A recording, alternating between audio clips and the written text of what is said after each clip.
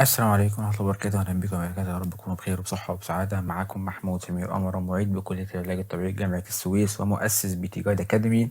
هتكلم النهاردة في تكملة الجزء الخاص بالبرنسبلز بتاعة الكتاب، وطبعا احنا ماشيين بالترتيب من أول الكتاب، وفي بلاي ليست معمولة لشرح الكتاب من الأول.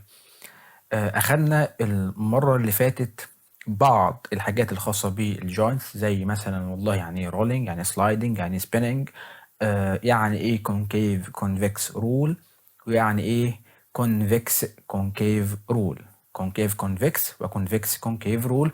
هنتكلم النهارده عن حاجة مهمة ألا وهي الستريس سترين كيرف. ولكن قبل ما نتكلم عن الستريس سترين كيرف هتكلم عن يعني ايه الكاينيتكس، وايه اصلا التايبز اوف فورس اللي ممكن تحصل لي، وفي الاخر هنختم المحاضرة بالستريس سترين كيرف والفيزز بتاعته. وطبعا زي ما احنا عارفين الستريس سترين كيرف ده حاجة مهمة، ولكن في بعض الناس بيسترخموه. يعني ايه كاينيتكس ويعني ايه احنا اخدنا المره اللي فاتت يعني ايه كينيماتيك. الكاينيتيك والله هو ده كده احنا دخلنا في ميكانيكا بقى، اللي هو الفورسز مش عارف بتساوي ايه في ايه والكلام ده.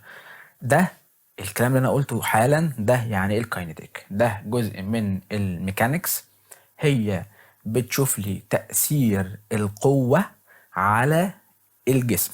سيبك من الجسم، بتدرس لي تأثير القوة على الأوبجكت. تمام، ده لو هنطبقه بره البادي.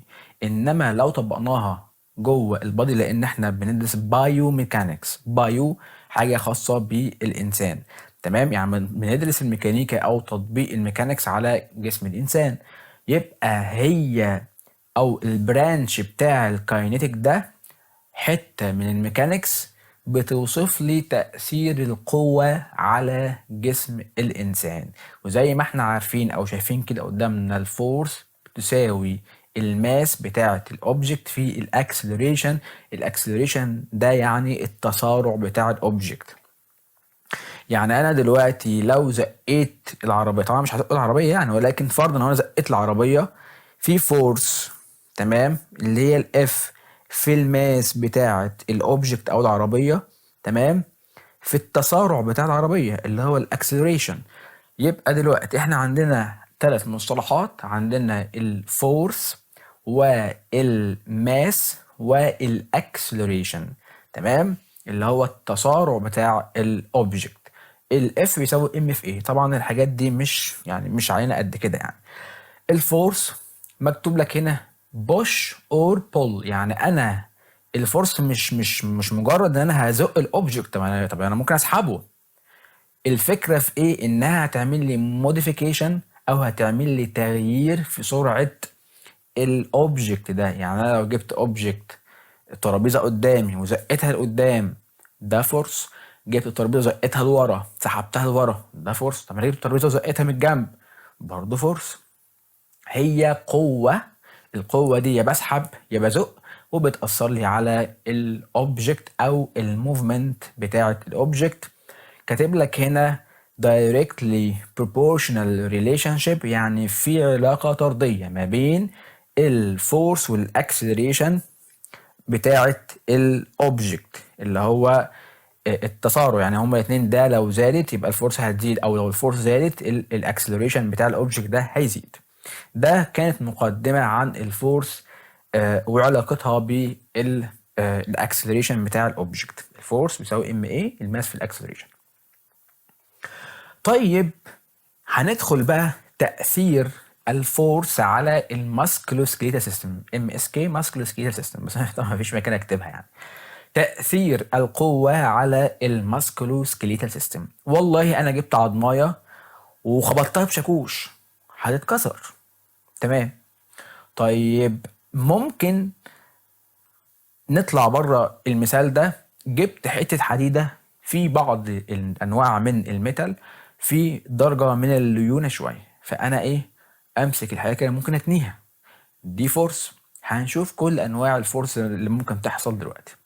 يبقى الفكرة كالآتي، الفورس دي بتعمل لي ديفورميشن وممكن تعمل لي انجري في جسم الانسان، سواء الفورس دي كانت على نسيج معين، كانت على بون، كانت على مصل، المهم كانت على ليجامنت، كانت على تندون، المهم انها بتقع على البادي او بتقع على نسيج.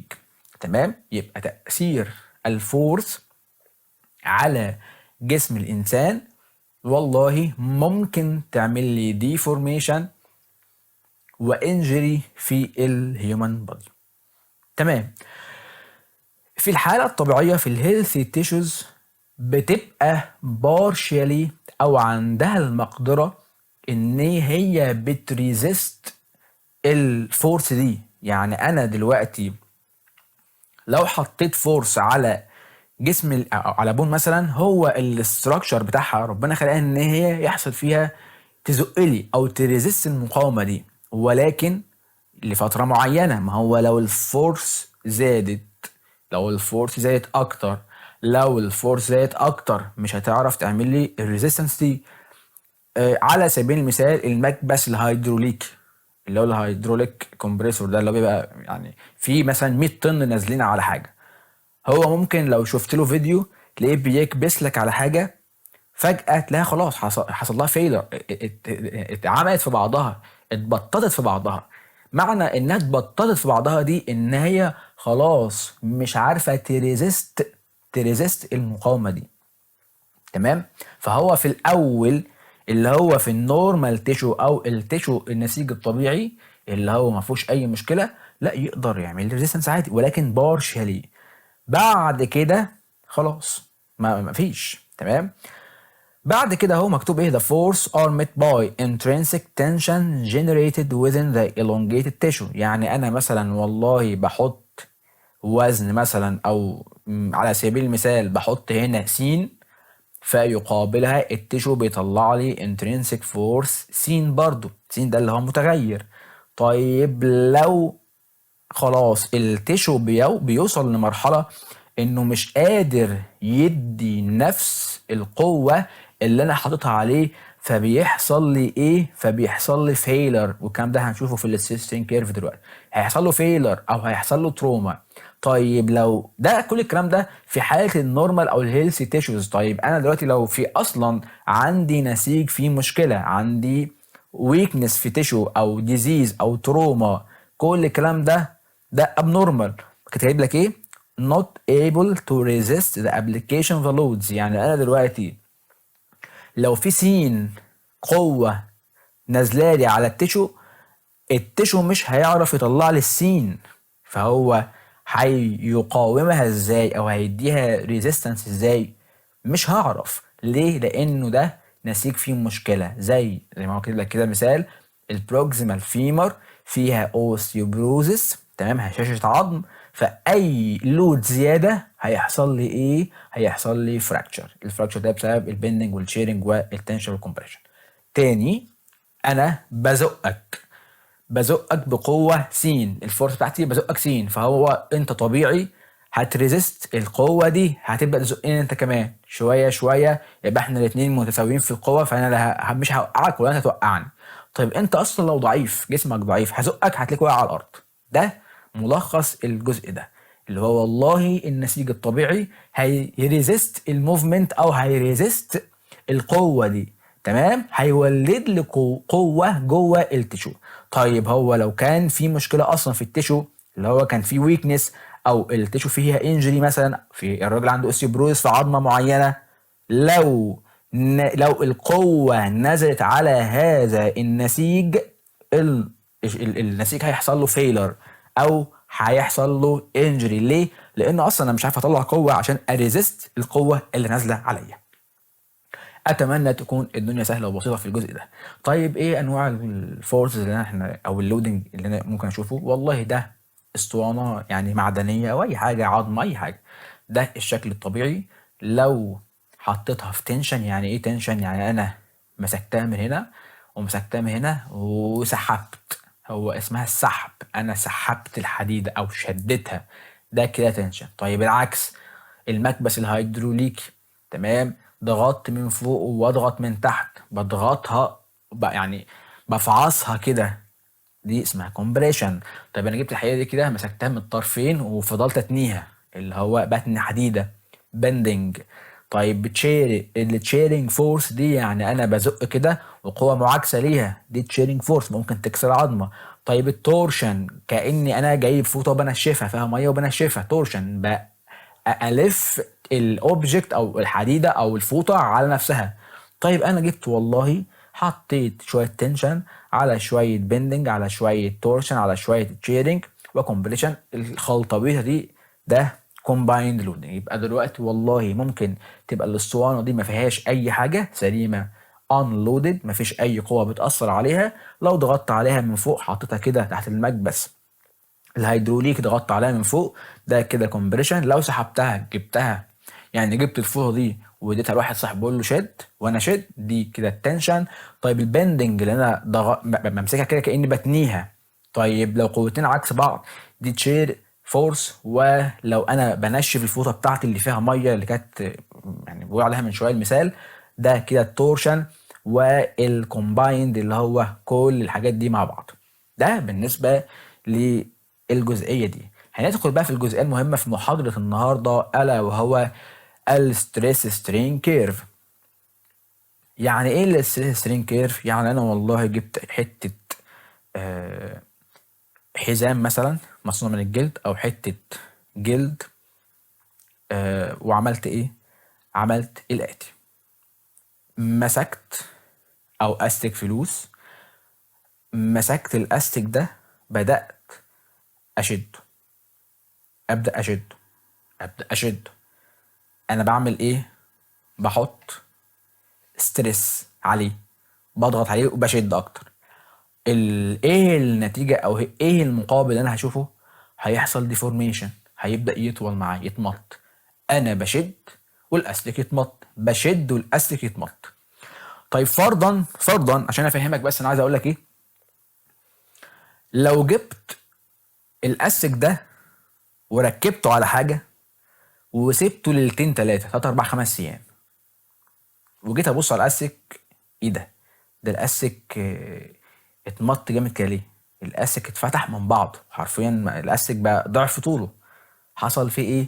حصل فيه ديفورميشن، ولكن الديفورميشن ده مش هينفع يتغير. مثال تاني، عندي عارفين انتوا البندول اللي هو بزنبلك ده؟ تمام. البندول ده والله ممكن احط فيه مثلا 100 جرام واسيبه ينزل كده، تمام. يبقى ال 100 جرام دول الوزن او التقل اللي انا حطيتهم في البندول او في الزنبلك ده، حصل فيه ايه؟ شدلي السلك او الزنبلك لتحت. ده حطيت وزن او ويت اللي هو بمعنى اخر ستريس، اتمط شويه يعني حصل فيه سترين او حصل فيه ديفورميشن. طيب زودت الوزن شويه بقى نص كيلو، هيبدا يتمط اكتر. طيب انا حطيت في 2 كيلو وسبته ومشيت، رحت مشوار بعد ساعتين جيت ابص عليه هلاقي السلك اتمط خالص، اشيل الوزن السلك خلاص باظ. حصل فيه ايه؟ حصل فيه بيرمننت ديفورميشن، يعني الديفورميشن بقى دايم، مش هينفع يرجع زي الاول مرة تانية. يعني انا لما شلت الويت اللي في الزنبلك ده بيرجع تاني. طيب لما انا زودت الويت اكتر وزودت الوقت اكتر حصل فيه ديفورميشن، ولكن الديفورميشن ده بقى دايم مش هينفع يرجع تاني. ده ملخص الستريس سترين كيرف بمثالين بساط خالص. عندي ستريس اللي هو في يعني الاكسس ده والسترين في الاكسس ده. بكل بساطة انا والله بحط قوة على التيشو ده او الاستك ده او الزنبلك ده اللي تحبه، هيديني سترين او هيبقى في ديفورميشن. يعني ايه الكلام ده؟ يعني انا والله همسك الاستك تمام احط عليه لود او ستريس هيديني ديفورميشن. الديفورميشن ده معناه ايه؟ يعني التيشو هيزيد in relative to the original length. يعني طول النسيج او طول الاستك هيزيد مقارنة بالطول اللي كان عليه قبل كده، يعني قبل وبعد. عشان طبعا يعني ده انا مزودهم من عندي علشان ده بالنسبة للسرين. هو كده هنا الدلتا بتاع التوتال elongation، تمام، التغير على الاوريجينال لينس. يعني انا دلوقتي والله لو مثلا الاستك ده كان الاوريجينال لينس بتاعه 10 سنتي وزاد بعد كده ل 13 سنتي، بقى التغير او مقدار السترين اللي حصل ده عبارة عن 3 سنتي. وطبعا الستريس او الفورس اللي بتنزل عليها او على التيشو ده باي او تقاس بالنيوتن، تمام، والنيوتن على الكروس سكشن، اللي هو الكروس سكشن بتاع التيشو ده. اول حاجه عايزين نعرفها عن الاسترين كيرف. يعني دلوقتي في ستريس على تيشو معين او على استك او على زمبلك، انا ببسط لك الامور قدر الامكان، هيديني ايه؟ هيديني ديفورميشن او سترين، هيتمط يعني. طيب لما ندخل بقى جوه هذا الكيرف الجميل، هنلاقي عندنا والله حته بلون فاتح وحته بلون غامق، تمام، وهتلاقي هنا منطقه مكتوب عليها non linear او two region، linear region، yield point، و ultimate failure point. يعني ايه الكلام ده؟ والله اول حاجه عايزك تفرق ما بين اللونين دول، تمام، حته اسمها elastic region وحته اسمها plastic region، مش بلاستيك، plastic region، يبقى elastic وبلاستيك. معلم لك هنا لحد النقطه دي بالظبط، كاتب لك physiological range، يعني ده كده وضع طبيعي. يبقى بديهيا الجزء اللي بعد ده كده حاجه بره عننا، يعني حاجه ده مش فيسيولوجيكال، الجزء اللي بره ده حاجه abnormal. نرجع تاني في اول كيرف، لو انت بصيت معايا كده هتلاقي اللي راسمه لك، راسم لك الكيرف كده فيه تموجات، متموج شبه ميه البحر او شبه الموج بتاع البحر. التموجات دي اسمها non linear region او two region. بداية الكيرف اسمها non linear. طيب بداية الكيرف ليه متموجة كده او ليه سايبة نفسها كده؟ علشان ده في حالة الايه؟ في حالة النورمال، التيشو في حالة النورمال في ويفي كولاجين تيشوز، تموجات. التموجات دي كده اسمها نون لينير. بتحصل امتى؟ في الحاله الطبيعيه. والله التيشو الطبيعي قاعد بيشرب شاي، تمام، وسايب نفسه، هو هيعمل ايه؟ سايب نفسه. طيب بعد كده بقى دخلنا في حاجه اسمها لينير، التموجات بدات تختفي. معنى ان التموجات دي اختفت يعني انا مسكت الاستك وبدات اشده. الاستك في الحاله الطبيعيه ممكن تلاقيه مكرمش على بعضه. طيب بدات امسك الاستك واشده، التموجات اللي هنا بدات تختفي وعملت لي خط مستقيم. هذا الخط المستقيم اسمه linear region او اسمها elastic، تمام. الالاستيك ريجون او اللينير ريجون دي بسبب ايه؟ بسبب ان انا عرضت التيشو او التو ريجون، الحته الاولانيه دي، لستريس. الاستريس ده كان بالراحه شويه within the physiological range، يعني في المدى الطبيعي ان التيشو تستحمله. فبدا الايه مكتوب اهو within the normal physiological range، تمام. فبدا الاستريس ده بدا يديني ديفورميشن او سترين. يعني انا والله لو مثلا طول الاستك 5 سم بدات اشده بقى مثلا 6 سم 7 سم، ماشي، حاجه طبيعيه، حاجه معقوله. طيب انا بقى لو شلت ايدي من على الاستك هيرجع تاني مره تانيه للانيشال ستيت او الانيشال فيز بتاعته. يعني انا دلوقتي والله في الحاله الطبيعيه في ويفي فورميشن اللي هو الاستك سايب نفسه. طيب لو شلت الاستك هيتمط معايا. طيب لو شلت ايدي من على الاستك هيرجع تاني مره تانيه. ده اللي بيحصل بالظبط في النسيج. يبقى التيشو بتريتيرن تو ذا انيشال ستيت لو الستريس ده اتشال، تمام. طبعا ده بيحصل فين؟ في الليجامنتس بالذات. الليجامنت فيها الاستيستي، فيها مرونه عندي، فلما بيتحط عليها لود فبتمط معايا او بيحصل لها الونجيشن شويه بسيطه، وبعدين بترجع تاني للانيشال ستيت. ده في كل الكلام ده في المدى الفسيولوجيكال، تمام، المدى الطبيعي اللي هو انا مش هعمل انجري للمريض او مش هعمل انجري للتشو. طيب هبدأ اللون ده يبدأ يتغير، هيبدأ يتغير من هنا كده، حاجة اسمها اليلد بوينت. هذه اليلد بوينت يعني بيقول لك والله النقطة دي يا عم هيبدأ الدنيا تتغير شوية، الدنيا هتقلب. ازاي؟ هتبدأ الموضوع او التشو بدل ما كان الدنيا فيه يعني الدنيا فيه يحصل لها elongation وبعد كده يرجع تاني لمكان عليه قبل ذلك، لا، الدنيا هتتغير. ازاي هتتغير؟ والله لو انا حطيت التشو في مدة مثلا طويلة وبلود معين او لود زيادة، بدل ما كان بيرجع تاني قبل كده، لا، مش هيرجع، هيحصل له ديفورميشن، اللي هو هيبقى زي الاستيك اللي انا سبته او الزنبلك اللي انا سبته في اول المحاضرة، تمام، وفي وزن كبير، فالزنبلك ده هيتفتح من بعضه، هيتمط، حاجة ارجعه زي الاول، فين؟ خلاص مش هينفع. يبقى البوينت دي اللي هو والله الالاستيك بيهيفير اللي هو الالاستيك ريجن او الجزء ده هيبدا يقلب، او البيجيننج بتاع البلاستيك اللي هو الالاستيك اللون ده الغامق هيبدا يتحول لفاتح، اللي هو هيحصل فيه تغير. في هنا بقى، في هنا خطر، خلي بالك، في هنا خطر، تمام. بيقول لك هنا below the yield point الجزء ده كله الاستيك اللي احنا قلناه من شويه. لو انا شلت اللود من على الاستيك بتاعي، بمعنى اخر لو انا شلت اللود من على التيشو بتاعي، هيرجع تاني للنورمال، هيرجع تاني للنورمال ستيت او للاوريجينال شيب. يبقى اللي احنا قلناه والله تو ريجون هو لينير ريجون او اسمها الاستيك يعني، وبعد كده اليلد بوينت. في الاول والله التشو فيه ويفي فورميشن او كولاجين فورميشن، شكلها كده متموج، تمام، ده بدون اي حاجه. هنا بدا فيه ستريس، ولكن الستريس within النورمال فيسيولوجيكال رينج.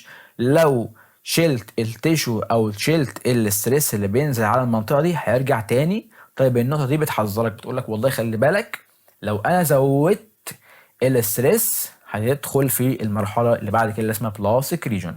طيب يعني ايه بقى البلاستيك ريجون؟ مكتوب لك اهو، لو اللود بدأ يزيد اكتر، كل شويه يزيد يزيد يزيد اكتر، هيدخل في حاجه اسمها بلاستيك ديفورميشن. هذا البلاستيك او هذه البلاستيك ديفورميشن او البلاستيك ريجون حاجه ما بيحصلهاش ريكفري، يعني هو خلاص الاستيك باظ مني، اللي هو ايه is not recoverable when the force is removed. يعني انا دلوقتي حتى لو انا شلت الستريس اللي نازل على التيشو ده ولا هيعمل اي حاجه، لان انا عديت الفسيولوجيكال رينج، عديت اليلد بوينت. يبقى تاني بعيد تاني، والله اول نقطه دي النورمال فيسيولوجيكال بتاعها اللي هو الويفي فورميشن موجوده والدنيا حلوه. بعد كده حطيت لود، هذا اللود مط لي النسيج ولكن في الفسيولوجيكال رينج. بعد كده لو زودت اكتر حصل لليلد بوينت، بتحذرك بتقول لك خلي بالك. بعد كده لو انا زودت اكتر الستريس اللي نازل على التيشو، خلاص هدخل في البلاستيك ريجون اللي هو فيه خلاص ديفورميشن حصل. طيب انا لو زودت اكتر، يعني انا غشيم وبزود اكتر، هدخل في فيلر بوينت، يعني النسيج هيحصل له كت. لو انا فضلت امسك الاستيك بشد شد شد شد، هيتقطع مني في نقطه معينه.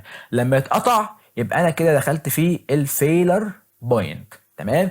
يبقى تاني اللود لو فضل يزيد يزيد يزيد هيوصل لهنا يحصل ديفورميشن، لو زاد اكتر هيتقطع اهو. as elongation continues ligament reaches the ultimate failure point. يعني انا جيت على الليجامنت تاني، هنطبق المثال بقى ولكن مثال على الليجامنت. الليجامنت في حالته الطبيعيه في كولاجين والدنيا تمام، اللي هو نون لينير او التو ريجون اللي هو الجزء الاولاني ده.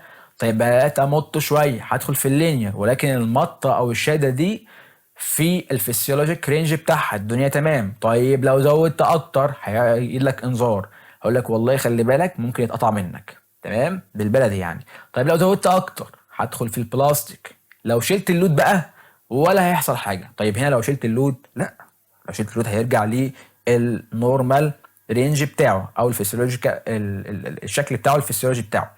تمام.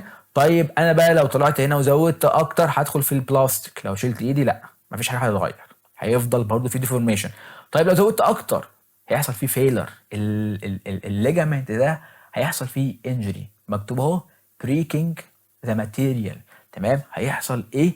هيحصل completely separation في التيشو بتاعت الماتيريال. ده ملخص او ده شرح الستريسنج كيرف. تاني يا جماعه، في قوه بحطها، الاستريس بيديني في يعني المقابل هتديني سترين او ديفورميشن، تغير في الشكل. الاستيك هنطبقها تاني على الاستيك بتاعنا اللي احنا دوخناه معانا وعلى الليجامنت. لو الاستيك والله لو حطيته عليه هتلاقي فيه مكرمش على بعضه كده، دي اللي هو نون لينير بسبب ان فيه ويفي كولاجين في الاستيك يعني، ويفي كولاجين في الليجامنت بتاعي. طيب لو انا مسكت الاستيك ومطيته خلاص هيبقى في لينير، هيبدا يشد طوله، وفي المقابل هيديني ديفورميشن، تغير في الشكل. طيب لو سبته عادي هيرجع تاني زي الاول. طيب انا لو فضلت اشد هيوصل لليلد بوينت اللي هو خلي بالك الاستيك كده هيبدا يتقطع. طيب انا زودت اكتر هدخل في البلاستيك ديفورميشن او البلاستيك ريجون، هسيب ايدي مش هيرجع تاني لشكله الطبيعي. طيب لو زودت اكتر واكتر واكتر ممكن يتقطع مني. ده اللي بيحصل في الليجامنت. في حالته الطبيعيه بيكون بالمنظر ده ويفي فورميشن، هو راسمها لك هي فيها تموجات. هبدا اشد اللينير ريجون، بعد كده هيوصل لمرحله انه ممكن يتقطع، بعد كده هيبدا يدخل في البلاستيك. يعني ايه بلاستيك ريجون؟ يعني انا والله لو سبت ايدي من على الاستيك او سبت ايدي او عملت ريموف للستريس من على الليجامنت ده، هيفضل برضو فيه ديفورميشن، شكله هيتغير. تمام. طيب لو انا فضلت ازود اكتر هدخل على الفيلر بوينت، هيبدا يحصل له انجري. ده كان محاضرة النهارده عن السيستين كيرف. اتمنى تكون الدنيا سهله وبسيطه. ان شاء الله المره هكمل باقي الكتاب او باقي الشابتر يعني. اشوفكم بخير، والسلام عليكم ورحمه الله وبركاته.